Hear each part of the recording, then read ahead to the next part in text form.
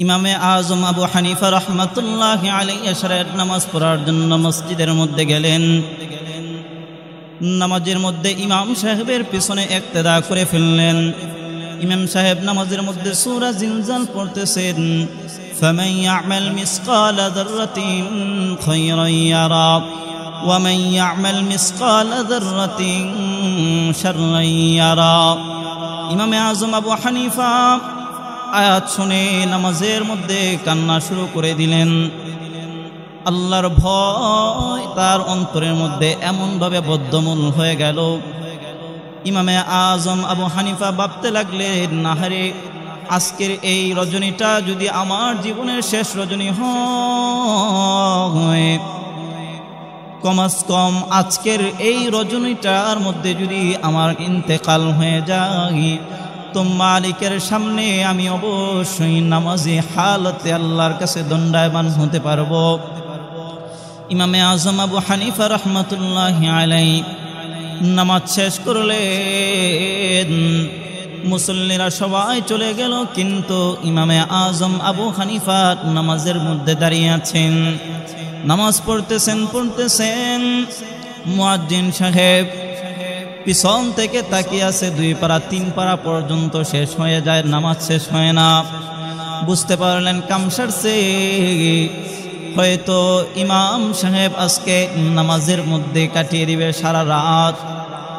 এই ভেবে তিনি আর মসজিদের মধ্যে অবস্থান না করে তিনি বাড়ির মধ্যে চলে গেলেন। বাড়ির মধ্যে যাওয়ার পর ফজরের ওয়াক্ত হয়ে গিয়েছে। যখন মসজিদের মধ্যে আসলেন, আসার পর তাকায় দেখেন ইমামে আজম আবু হানিফা রহমাতুল্লাহি আলাইহি নামাজের মধ্যে 30 পারা তেলাওয়াত করতেছেন।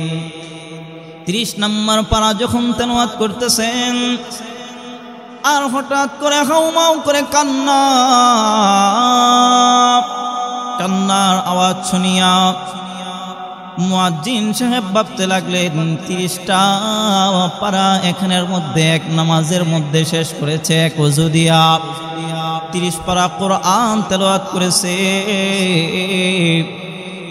খৌফ ও খশিয়াত তাকে এমন ভাবে আক্রমণ করেছে, ইমামে আজম আবু হানিফা নামাজের মধ্যে বারবার এটা তেলাওয়াত করেন, ফামান ইয়ামাল মিসকালা যাররাতিন খায়রান ইয়ারা ওয়া মান ইয়ামাল মিসকালা যাররাতিন শাররান ইয়ারা। এমন ভাবে নামাজ আদায় করেছেন। ইমামে আজম আবু হানিফা রাহমাতুল্লাহি আলাইহি নামাজ শেষ করলেন। আল্লাহ পাক কুরআনুল কারীমের মধ্যে জানায় দেন, ফামান ইয়ামাল মিসকালা যাররাতিন শাররান ইয়ারা।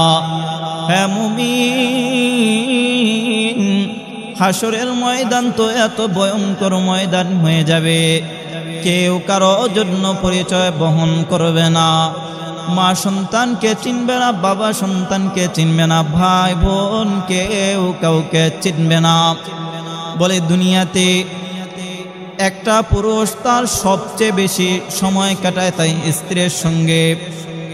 স্বামী স্ত্রীর সম্পর্কটা এমন মধুর একটা সম্পর্ক, মৃত্যুর আগ পর্যন্ত এই সম্পর্ক বহাল থাকে।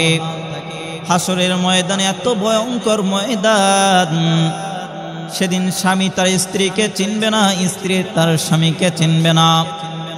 এ মুসলমান, আল্লাহ বলেন, ফামান ইয়ামাল মিসকালা যাররাতিন খায়রান ইয়ারা।